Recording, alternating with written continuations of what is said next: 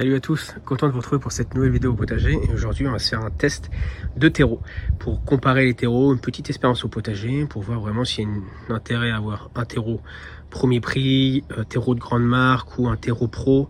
Alors là j'ai différents terreaux et je vais vous expliquer en fait comment on va faire. Alors on va semer une seule variété de tomates, une unique, et on va tester 5 plants par terreau. Et on verra la croissance. Alors du coup on va commencer du semis avec un terreau à semis et ensuite j'ai pris les mêmes terreaux pour chaque en terreau de rempotage. Comme ça on pourra suivre l'expérience vraiment jusqu'au bout, jusqu'à la plantation au potager en fait. Alors pour les différents terreaux je vais vous montrer ce que j'ai choisi. Voilà. Alors j'ai pris le InVivo, c'est celui qu'on trouve au magasin vert en général, terreau à semis. Donc celui-là, je vous mettrai les prix dans la description de la vidéo parce que je ne sais pas tous en tête. Terreau beau séjour, semi-bouturage. Donc du coup j'ai le même terreau après pour le rempotage. Celui-là j'ai trouvé dans un magasin, dans un jardin Leclerc. Algo Flash, terreau à semis. Donc là on est plutôt sur un terreau de marque. Celui-là est plus cher que ces deux-là. Donc lui je l'ai trouvé dans un magasin vert. Terreau à semis bio Tonusol, là j'ai un partenariat avec cette année, donc là on est sur du terreau pro, donc terreau à semis pro, et à côté ici on a un terreau de plantation pro aussi, mais donc du coup celui-là je veux le tester quand même comme un terreau à semis parce que normalement il est beaucoup plus qualitatif qu'un terreau de rempotage classique. Donc on va ouvrir les différents sacs, on va regarder un petit peu l'aspect des terreaux. Et en fait, chaque semaine, je vous mettrai une petite photo où on fera un récap de temps en temps dans les vidéos de chaque semaine pour voir l'évolution. Et à la fin, à la toute fin, juste avant la plantation en pleine terre, on pourra comparer les plants entre voilà, ceux qui ont eu un terreau plutôt premier prix, ceux qui ont eu un terreau de marque ou ceux qui ont eu un terreau pro, s'il y a vraiment une différence au niveau de la croissance des plants. Mais je vous mettrai quand même une photo par semaine sur la chaîne YouTube pour voir l'évolution des plants. Alors moi personnellement je pense qu'au début ça va pas changer grand chose sur les premières semaines, mais c'est plus quand les plants vont commencer vraiment à grossir vers la 4e, 5e semaine que je pense qu'il y aura une différence entre les terreaux par rapport aux nutriments qu'on va retrouver à l'intérieur. Donc on va tout de suite attaquer les semis. On va commencer, je vais commencer dans l'ordre et comme ça on va regarder à peu près chaque terreau, comment il est au niveau de la composition et au niveau voilà, s'il y a des morceaux, si c'est grossi ou pas, et on va faire nos petites plantations.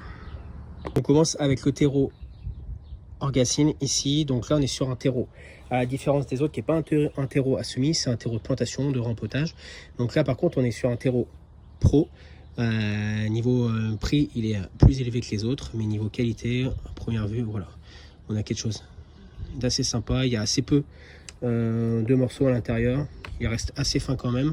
Donc là pour les tomates tu n'auras pas besoin de tamiser. Donc on va commencer par remplir les alvéoles qui sont dans cette colonne là.